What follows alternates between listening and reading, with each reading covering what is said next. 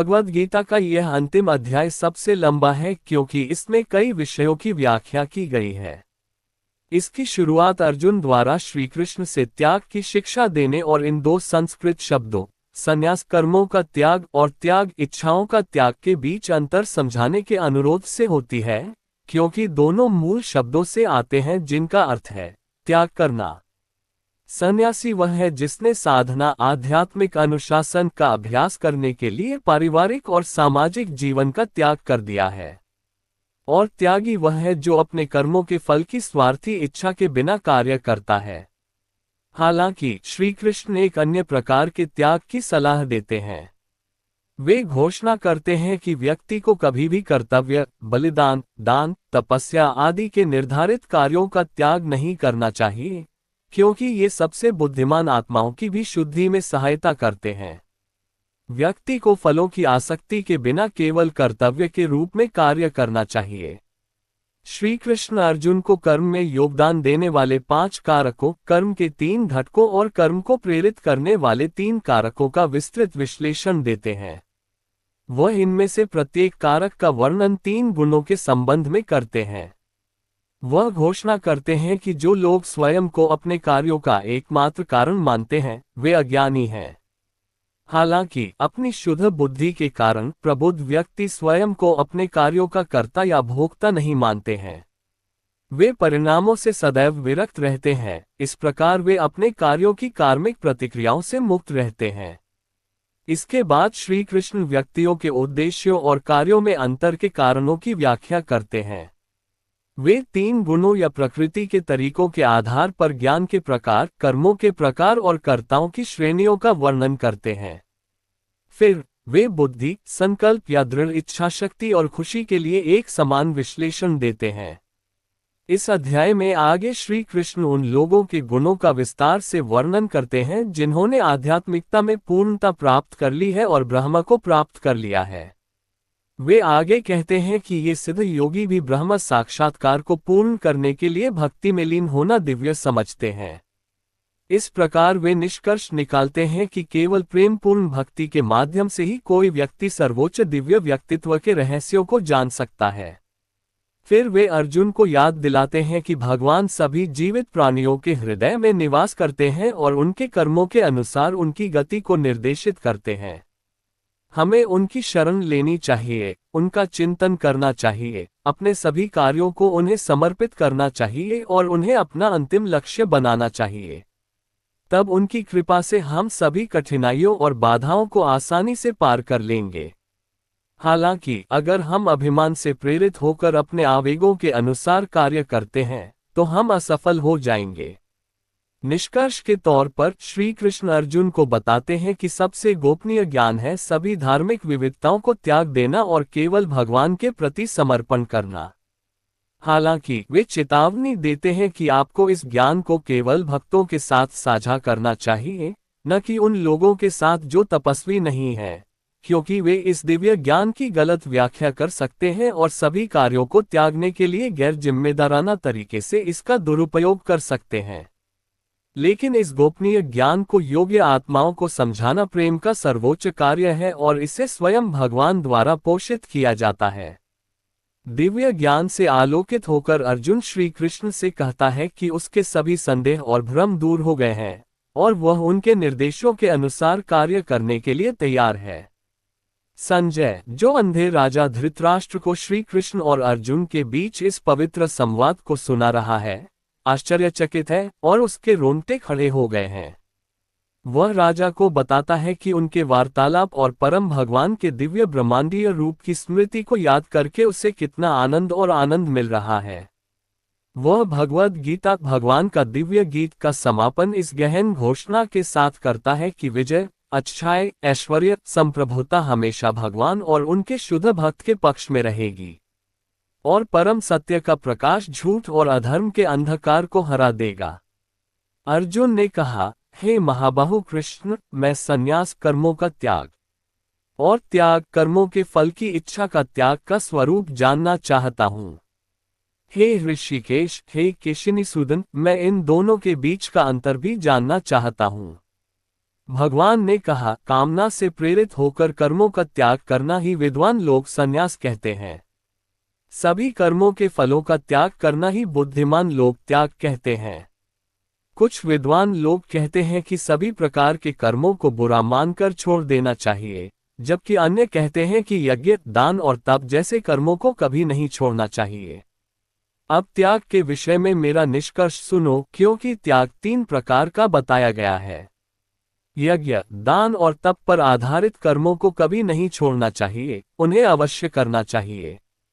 वास्तव में यज्ञ, दान और तप के कर्म बुद्धिमान लोगों के लिए भी पवित्र करने वाले हैं। इन कर्मों को आसक्ति और फल की आशा के बिना करना चाहिए। यह मेरा निश्चित और सर्वोच्च निर्णय है। नियत कर्तव्यों का कभी त्याग नहीं करना चाहिए। ऐसा मोहग्रस्त त्याग तामसी कहलाता है। जो कर्म कष्टदायक या शारीरिक कष्ट देने वाले हों, उन्हें छोड़ देना रजोगुनी त्याग है। ऐसा त्याग कभी भी लाभदायक या उन्नतिदायक नहीं होता। जब कोई व्यक्ति अपने कर्तव्य के प्रति समर्पित होकर कर्म करता है और फल की आसक्ति को त्याग देता है, तो वह सत्वगुणी त्याग कहलाता है।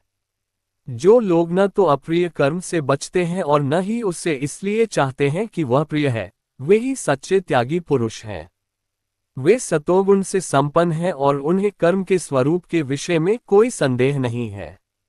देहधारी जीव के लिए कर्मों का पुनर्तः त्याग करना असंभव है, किंतु जो लोग अपने कर्मों के फलों का त्याग कर देते हैं, वे ही सच्चे त्यागी कहलाते हैं। जो लोग व्यक्तिगत फल के प्रति आसक्त रहते हैं, उन्हें मृत्यु के बाद भी कर्मों के 3 प्रकार के फल प्राप्त होते हैं, सुखद, अप्रिय और मिश्रित। लेकिन जो लोग अपने कर्मों के फलों का त्याग कर देते हैं, उन्हें इस लोक या परलोक में ऐसे फल नहीं मिलते। उन 5 कारणों के विषय में जान लो, जो सांख्य के सिद्धांत में सभी कार्यों की सिद्धि के लिए बताए गए हैं, जिसमें कर्मों की प्रतिक्रियाओं को रोकने का तरीका बताया गया है। शरीर, कर्ता, आत्मा, विभिन्न इंद्रियां, अनेक प्रकार के प्रयास तथा ईश्वरीय विधान, ये 5 कर्म के कारक हैं। शरीर, वाणी या मन से जो भी कर्म उचित या अनुचित होता है, उसके लिए ये 5 सहायक कारण हैं। जो लोग इसे नहीं समझते, वे आत्मा को ही एकमात्र कर्ता मानते हैं। अपनी अशुद्ध बुद्धि के कारण वे वस्तुओं को यथावत नहीं देख पाते। जो लोग कर्तापन के अहंकार से मुक्त हैं और जिनकी बुद्धि अनासक्त है, वे भले ही जीवों को मार डालें, परंतु वे न तो मारते हैं और न ही कर्मों से बंधते हैं। ज्ञान, ज्ञान का विषय और ज्ञाता, ये 3 कारक हैं जो क्रिया को प्रेरित करते हैं। क्रिया का साधन, स्वयं क्रिया और कर्ता, ये क्रिया के 3 घटक हैं। सांख्य दर्शन में ज्ञान, कर्म और कर्ता 3 प्रकार के बताए गए हैं, जो प्रकृति के 3 गुणों के अनुसार भेद किए गए हैं। सुनो, मैं तुम्हें इनके भेद बताता हूँ। उस ज्ञान को सतोगुणी समझो जिसके द्वारा मनुष्य समस्त विविध जीवों में एक अविभाजित अविनाशी तत्व को देखता है। उस ज्ञान पर रजोगुण से विचार करना चाहिए जिसके द्वारा मनुष्य विभिन्न शरीरों में स्थित अनेक जीवों को पृथक तथा असंबद्ध रूप में देखता है। वह ज्ञान अज्ञानता की अवस्था में कहा जाता है, जहां व्यक्ति एक खंडित अवधारणा में इस प्रकार लिप्त रहता है, जैसे कि वह संपूर्ण को अपने में समाहित कर लेती है, तथा जो न तो तर्क पर आधारित होता है, न ही सत्य पर आधारित होता है। जो कर्म शास्त्रों के अनुसार आसक्ति और द्वेष से मुक्त तथा फल की इच्छा के बिना किया जाता है, वह सात्विक होता है। जो कार्य स्वार्थपूर्ण इच्छा से प्रेरित होकर गर्व के साथ किया जाता है तथा तनाव से भरा होता है, वह वासना की प्रकृति का होता है। वह कर्म तमोगुणी कहा जाता है, जो मोहवश अपनी क्षमता के बारे में सोचे बिना तथा दूसरों के परिणाम, हानि और चोट की परवाह किए बिना आरंभ किया जाता है। कलाकार को सात्विक गुण में तब कहा जाता है जब वह अहंकार और आसक्ति से मुक्त हो, उत्साह और दृढ़ संकल्प से संपन्न हो तथा सफलता और असफलता में संभाव रखता हो। जब कर्ता कर्म के फल की लालसा रखता है, लोभी, हिंसक स्वभाव वाला, अशुद्ध तथा हर्ष शोक से द्रवित होता है, तो उसे रजोगुणी माना जाता है। तमोगुणी व्यक्ति वह होता है जो अनुशासनहीन, अशिष्ट, हठी, कपटी, आलसी, निराश तथा टालमटोल करने वाला होता है। जो 3 गुणों के अनुसार बुद्धि और संकल्प के भेदों का विस्तार पूर्वक वर्णन कर रहा हूं, उसे सुनो। जब बुद्धि यह समझ लेती है कि उचित कर्म क्या है, अनुचित कर्म क्या है, कर्तव्य क्या है, अकर्तव्य क्या है, किससे डरना चाहिए और किससे नहीं, कौन सी बात बांधने वाली है और कौन सी बात मुक्ति देने वाली है, तब बुद्धि सत्वगुणी कही जाती है। जब बुद्धि धर्म और अधर्म में भ्रमित हो जाती है और उचित तथा अनुचित आचरण में भेद नहीं कर पाती, तब वह रजोगुणी मानी जाती है। जो बुद्धि अंधकार से ढकी हुई है, जो अधर्म को ही धर्म मानती है और असत्य को ही सत्य मानती है, वह ज्ञान स्वरूप है। जो दृढ़ संकल्प योग के द्वारा विकसित होता है और जो मन, प्राण और इंद्रियों की क्रियाओं को धारण करता है, वही सतोगुणी संकल्प कहलाता है। जिस दृढ़ इच्छा शक्ति से मनुष्य आसक्ति और फल की इच्छा से कर्तव्य, सुख और धन को धारण करता है, वह रजोगुणी दृढ़ता है। वह अज्ञानपूर्वक किया गया संकल्प तामसी संकल्प कहलाता है, जिसमें मनुष्य स्वप्न देखना, भय, शोक, निराशा और दंभ का त्याग नहीं करता। उन 3 प्रकार के सुखों के विषय में सुनो, जिनसे देहधारी आत्मा प्रसन्न होती है और जिनसे समस्त दुखों का अंत हो जाता है। जो सुख पहले विष के समान प्रतीत होता है किंतु अंत में अमृत के समान लगता है, उसे सतोगुणी सुख कहते हैं। वह आत्मज्ञान में स्थित शुद्ध बुद्धि से उत्पन्न होता है। जब सुख इंद्रियों के विषयों के साथ संपर्क से प्राप्त होता है तो उसे रजोगुणी कहा जाता है। ऐसा सुख पहले तो अमृत के समान होता है, लेकिन अंत में विष के समान होता है। जो सुख आदि से अंत तक आत्मा के स्वरूप को आच्छादित रखता है तथा जो निद्रा, आलस्य तथा प्रमाद से उत्पन्न होता है, वह तामसी कहा जाता है। पृथ्वी पर या इस भौतिक जगत के उच्चतर स्वर्गों में कोई भी जीव इन 3 गुणों के प्रभाव से मुक्त नहीं है। ब्राह्मण, क्षत्रिय, वैश्य और शूद्रों के कर्तव्य उनके गुणों के अनुसार जन्म के आधार पर नहीं वितरित किए जाते हैं। शांति, संयम, तपस्या, पवित्रता, धैर्य, सत्यनिष्ठा, ज्ञान, बुद्धि और परलोक में विश्वास ये ब्राह्मणों के कर्म के स्वाभाविक गुण हैं। वीरता, बल, धैर्य, शस्त्र कौशल, युद्ध से पीछे न हटने का संकल्प, दान में उदारता तथा नेतृत्व क्षमता, ये क्षत्रियों के स्वाभाविक कर्म गुण हैं। कृषि, दुग्ध उत्पादन और वाणिज्य वैश्यों के गुणों वाले लोगों के लिए स्वाभाविक कार्य हैं। काम के माध्यम से सेवा करना शूद्रों के गुणों वाले लोगों के लिए स्वाभाविक कर्तव्य है। अपने जन्मजात गुणों से उत्पन्न कर्तव्यों का पालन करके मनुष्य पूर्णता प्राप्त कर सकता है। अब मुझसे सुनो कि किस प्रकार मनुष्य अपने निर्धारित कर्तव्यों का पालन करके पूर्ण बन सकता है। अपना स्वाभाविक कर्म करते हुए मनुष्य उस सृष्टिकर्ता की पूजा करता है, जिससे सभी जीव उत्पन्न हुए हैं और जिससे संपूर्ण ब्रह्मांड व्याप्त है। ऐसे कर्म करने से मनुष्य सरलता से सिद्धि प्राप्त कर लेता है। अपना धर्म करना, भले ही अपूर्ण रूप से हो, दूसरे का धर्म करने से बेहतर है, भले ही वह पूर्ण रूप से हो। अपने जन्मजात कर्तव्यों का पालन करने से व्यक्ति को पाप नहीं लगता। मनुष्य को अपने स्वभाव से उत्पन्न कर्तव्यों का परित्याग नहीं करना चाहिए, भले ही उनमें दोष दिखाई दें। वास्तव में सभी प्रयास किसी न किसी बुराई से ढके हुए हैं, जैसे आग धुएं से ढकी हुई है। जिनकी बुद्धि सर्वत्र अनासक्त है, जिन्होंने मन को वश में कर लिया है तथा जो त्याग के अभ्यास द्वारा इच्छाओं से मुक्त हो गए हैं, वे कर्मों से मुक्ति की सर्वोच्च सिद्धि को प्राप्त करते हैं। जो मनुष्य सिद्धि कर्मों का निरोध प्राप्त कर चुका है, वह किस प्रकार दिव्य ज्ञान में स्थित होकर ब्रह्म को प्राप्त कर सकता है। जब व्यक्ति की बुद्धि शुद्ध हो जाती है और वह इंद्रियों को दृढ़ता से वश में कर लेता है, शब्द और इंद्रियों के अन्य विषयों का त्याग कर देता है, राग द्वेष को त्याग देता है, तब वह ब्रह्म को प्राप्त करने के योग्य हो जाता है। ऐसा व्यक्ति एकांत में रहना पसंद करता है, हल्का भोजन करता है, शरीर, मन और वाणी को नियंत्रित करता है, हमेशा ध्यान में लगा रहता है और वैराग्य का अभ्यास करता है। अहंकार, हिंसा, अहंकार, इच्छा, संपत्ति के स्वामित्व और स्वार्थ से मुक्त ऐसा व्यक्ति शांतचित्त होकर ब्रह्म से मिलन अर्थात ब्रह्म के रूप में परम सत्य की प्राप्ति के योग्य होता है। दिव्य ब्रह्म साक्षात्कार में स्थित हुआ मनुष्य मन से शांत हो जाता है, न शोक करता है, न कामना करता है। समस्त जीवों के प्रति संभाव रखने वाला ऐसा योगी मुझमें परम भक्ति प्राप्त करता है। केवल मेरे प्रति प्रेमपूर्ण भक्ति से ही मनुष्य ये जान पाता है कि मैं वास्तव में कौन हूँ। फिर मुझे जान लेने पर मेरा भक्त मेरी पूर्ण चेतना में प्रवेश करता है। मेरे भक्तगण सभी प्रकार के कर्म करते हुए भी मेरी शरण में आते हैं। मेरी कृपा से वे सनातन तथा अविनाशी धाम को प्राप्त करते हैं। अपनी प्रत्येक क्रिया मुझे समर्पित कर दो, मुझे ही अपना परम लक्ष्य बना लो। बुद्धयोग का आश्रय लेकर अपनी चेतना को सदैव मुझमें लीन रखो। यदि तुम सदैव मेरा स्मरण करोगे तो मेरी कृपा से तुम सभी बाधाओं और कठिनाइयों पर विजय प्राप्त कर लोगे। किंतु यदि अभिमान के कारण तुम मेरी सलाह नहीं मानोगे तो तुम नष्ट हो जाओगे। यदि तुम अहंकार से प्रेरित होकर सोचते हो कि मैं युद्ध नहीं करूंगा तो तुम्हारा निर्णय व्यर्थ हो जाएगा। तुम्हारा अपना स्वभाव तुम्हें युद्ध करने के लिए बाध्य करेगा। मोहवश जो कर्म तू नहीं करना चाहता उसे अपनी प्रकृति से उत्पन्न वृत्ति के कारण तू स्वयं ही करने को विवश हो जाएगा। परमेश्वर सभी जीवों के हृदय में निवास करते हैं।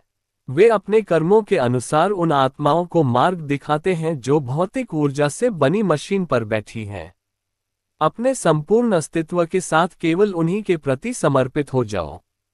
उनकी कृपा से तुम्हें पूर्ण शांति और शाश्वत धाम की प्राप्ति होगी। इस प्रकार मैंने तुम्हें ये ज्ञान बताया है जो सब रहस्यों से भी अधिक गुप्त है। इस पर गहन विचार करो और फिर जैसा चाहो वैसा करो। तुम फिर से मेरी परम शिक्षा सुनो जो समस्त ज्ञानों में सबसे गोपनीय है। मैं इसे तुम्हारे लाभ के लिए प्रकट कर रहा हूँ क्योंकि तुम मुझे बहुत प्रिय हो।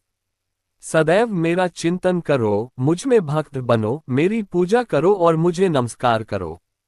ऐसा करने से तुम अवश्य ही मेरे पास आओगे। यह मेरी तुमसे प्रतिज्ञा है क्योंकि तुम मुझे बहुत प्रिय हो। सब प्रकार के धर्मों को त्याग कर केवल मेरी शरण में आ जा। मैं तुझे सब पापों से मुक्त कर दूंगा, डर मत। यह उपदेश उन लोगों को कभी नहीं बताना चाहिए जो तपस्वी नहीं है या जो श्रद्धालु नहीं है। इसे उन लोगों को भी नहीं कहना चाहिए जो आध्यात्मिक विषयों को सुनने से विमुख हैं, और विशेषकर उन लोगों को नहीं जो मुझसे ईर्ष्या करते हैं।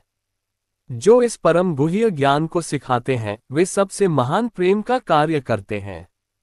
वे निस्संदेह मेरे पास आएंगे। उनसे अधिक प्रेमपूर्वक मेरी सेवा कोई भी मनुष्य नहीं करता और न ही इस पृथ्वी पर मुझसे अधिक प्रिय कोई होगा।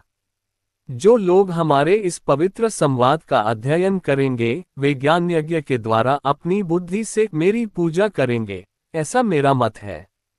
जो लोग इस ज्ञान को केवल श्रद्धापूर्वक तथा ईर्ष्या रहित होकर सुनेंगे वे पापों से मुक्त हो जाएंगे तथा उन शुभ धामों को प्राप्त करेंगे जहां पुण्यात्मा निवास करते हैं। क्या तुमने एकाग्र मन से मेरी बात सुनी है? क्या तुम्हारा अज्ञान और मोह नष्ट हो गया है? अर्जुन ने कहा, हे अच्युत, आपकी कृपा से मेरा मोह दूर हो गया है और मैं ज्ञान में स्थित हो गया हूँ। अब मैं संशय से मुक्त हो गया हूं और आपके आदेशानुसार कार्य करूंगा। संजय ने कहा, इस प्रकार मैंने वसुदेव के पुत्र श्री कृष्ण और पृथा के महान हृदय वाले पुत्र अर्जुन के बीच यह अद्भुत वार्तालाप सुना। ये संदेश इतना रोमांचकारी है कि मेरे रोंगटे खड़े हो गए।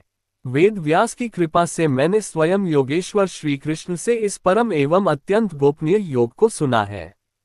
भगवान श्री कृष्ण और अर्जुन के बीच हुए इस अद्भुत संवाद को बार बार स्मरण करता हूँ तो मुझे बार बार आनंद आता है। और भगवान कृष्ण के उस अत्यंत आश्चर्यजनक एवं अद्भुत ब्रह्मांडीय रूप का स्मरण करके मुझे बड़ा आश्चर्य होता है और मैं बार बार आनंद से रोमांचित हो उठता हूँ। जहाँ भी योग के स्वामी भगवान श्री कृष्ण हैं तथा जहाँ भी श्रेष्ठ धनुर्धर अर्जुन है वहां निश्चित रूप से अनंत ऐश्वर्य, विजय, समृद्धि और धर्म विद्यमान होंगे। इस बात का मुझे पूरा विश्वास है। भगवद गीता के 18वें अध्याय, जिसका नाम मोक्ष संन्यास योग है, में गीता के सार और उपसंहार का वर्णन है, जिसमें कर्म और कर्मफल के त्याग, गुणों के महत्व और मोक्ष प्राप्ति के मार्ग का वर्णन किया गया है। अध्याय 18 के मुख्य बिंदु, कर्म और संन्यास। अध्याय में कर्म और संन्यास के बीच अंतर स्पष्ट किया गया है। कर्म का अर्थ है अपने कर्तव्य का पालन करना, जबकि संन्यास का अर्थ है कर्म के फल की इच्छा का त्याग। गुण और कर्म। अध्याय में प्रकृति के 3 गुणों सत्व, रज और तम का वर्णन किया गया है और बताया गया है कि कैसे ये गुण कर्म और व्यक्ति के स्वभाव को प्रभावित करते हैं। मोक्ष का मार्ग। अध्याय में मोक्ष प्राप्त करने के लिए बुद्धि की शुद्धता, इंद्रियों का संयम, राग द्वेष का त्याग और भगवान में समर्पण जैसे उपायों का वर्णन किया गया है। अहंकार का त्याग। अध्याय में अहंकार, हिंसा, अभिमान, कामनाओं, संपत्ति के स्वामित्व और स्वार्थ से मुक्त होने का महत्व बताया गया है। सर्व धर्मों को त्याग कर मेरी शरण में आओ। अध्याय के 66वें श्लोक में भगवान श्री कृष्ण कहते हैं कि सभी प्रकार के धर्मों को त्याग कर केवल उनकी शरण में आने से व्यक्ति सभी पापों से मुक्त हो सकता है।